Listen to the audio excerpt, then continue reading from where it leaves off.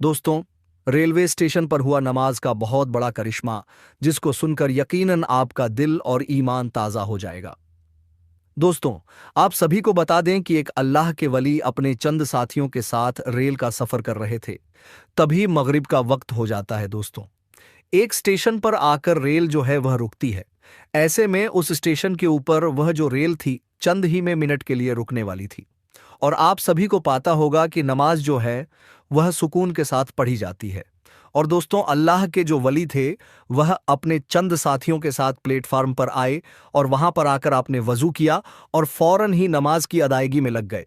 और आपने इस चीज की परवाह नहीं की कि अगर आप नमाज की अदायगी करेंगे तो ट्रेन भी छूट सकती है। आपका यकीन अल्लाह की जात पर बहुत ही ज्यादा था।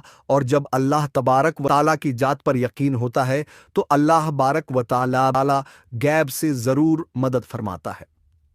जी हाँ दोस्तों, आपको बता देना चाहते हैं कि इधर अल्लाह के जो वली थे उन्होंने नमाज की नीयत को बांधा और वहीं दूसरी तरफ ट्रेन का जो वक्त था वह पूरा हो गया। ऐसे में ट्रेन का जो हॉर्न था वह बजना शुरू हो गया। और आपको मालूम है कि ट्रेन का जो हॉर्न होता है वह इसीलिए बजाया जाता है ताकि अगर कोई मुसाफिर प्लेटफार्म पर खड़ा है तो फौरन ही वह ट्रेन में सवार हो जाए। ट्रेन जो है वह चलना शुरू हो चुकी है। दोस्तों, ऐसे में अल्लाह के जो वली हैं बेफिक्र होकर अल्लाह की रजा के लिए नमाज की अदायगी कर रहे थे। ऐसे में दोस्तों, उधर रेलवे मास्टर ने जब इंजन को स्टार्ट किया चलाने के लिए तो दोस्तों वह लाख कोशिश करता रहा, लेकिन ट्रेन जो थी वह 1 इंच भी आगे ना बढ़ सकी। वह ट्रेन मास्टर सच में बहुत ज्यादा हैरान हुआ। वहीं पर एक इंजीनियर था, उसने फौरन ही इंजीनियर से कहा कि तुम जल्दी चेक करो दोस्त। उस इंजीनियर ने पूरे तरीके से पूरी ट्रेन को चेक कर लिया, लेकिन उसे कहीं पर भी कोई गड़बड़ी या किसी तरह की कोई खामी नजर नहीं आई। अब जो रेलवे मास्टर था वह बहुत ही ज्यादा हैरान और परेशान हुआ कि आखिर यह क्या माजरा है। यानी किसी भी तरह की कोई खराबी नहीं, लेकिन ट्रेन जो है वह 1 इंच भी आगे नहीं बढ़ रही है। इसी चीज को सोचते हुए वह ट्रेन से नीचे प्लेटफार्म पर उतर आया। ऐसे में दोस्तों, उसकी नजर जो वो प्लेटफार्म पर चंद लोगों के साथ एक नूरानी बुजुर्ग के ऊपर पड़ी। वह देखते ही बहुत ही ज्यादा हैरान और परेशान हो गया कि आखिर यह कौन लोग हैं जो कि यहां पर अपनी इबादत में लगे हुए हैं। ऐसे में दोस्तों, उसने कुछ लोगों से सवाल किया कि क्या ये किसी ट्रेन के मुसाफिर हैं। ऐसे में कुछ लोगों ने बताया कि हाँ, ये इसी ट्रेन के मुसाफिर हैं। ये नमाज पढ़ने के लिए इस रेलवे स्टेशन पर उतरे हैं और यह इस वक्त अल्लाह तबार ताला को राजी कर रहे हैं, नमाज की अदायगी कर रहे हैं। वह जो स्टेशन मास्टर था वह समझ चुका था कि आखिर ट्रेन क्यों नहीं आगे बढ़ रही है। दोस्तों, यह अल्लाह के वली की करामत थी या उसे अल्लाह की कुदरत का करिश्मा कहे। दोस्तों, कई लोग ये भी सोचते हैं कि करामत अलग होती है, मौजा अलग होता है या फिर करिश्मा अलग होता है। तो मैं आपको बता देना चाहता हूं, ये तमाम चीजें जो है अल्लाह तबारक व तआला की कुदरत में ही शुमार की जाती है। जी हाँ, नबी जो होते हैं वो मौजा दिखाते हैं, लेकिन वह भी अल्लाह की कुदरत ही होती है।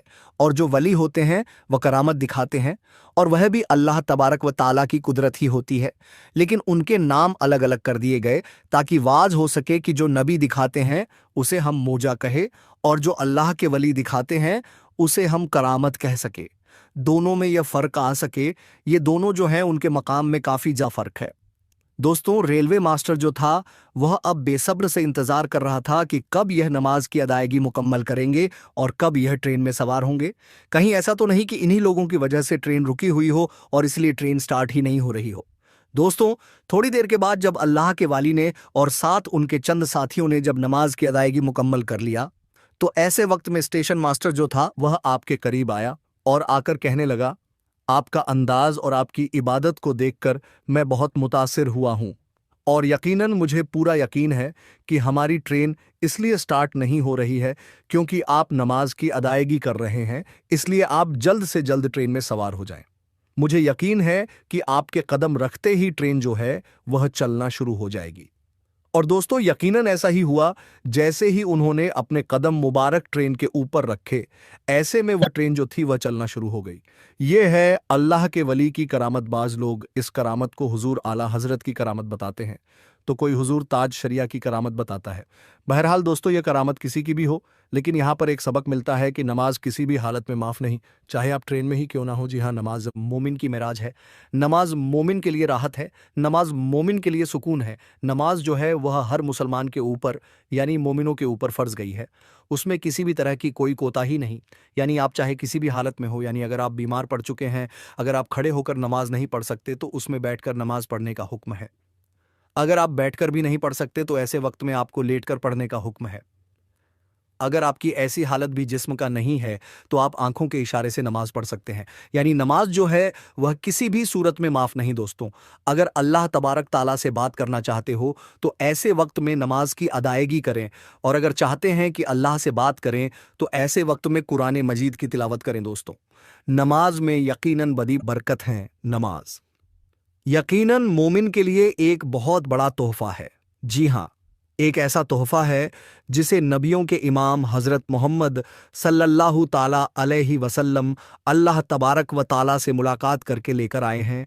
यानी तमाम चीज़ें जो हैं वह आपको दुनिया में ही दे दी गई हैं, लेकिन नमाज एक तोहफा है जो अल्लाह ने अपने महबूब को अपने पास बुलाकर अता किया। तो यकीनन यह एक बहुत बड़ी नेमत है हमारे लिए। यकीनन नमाज हमें 5 वक्त की अदा करनी है।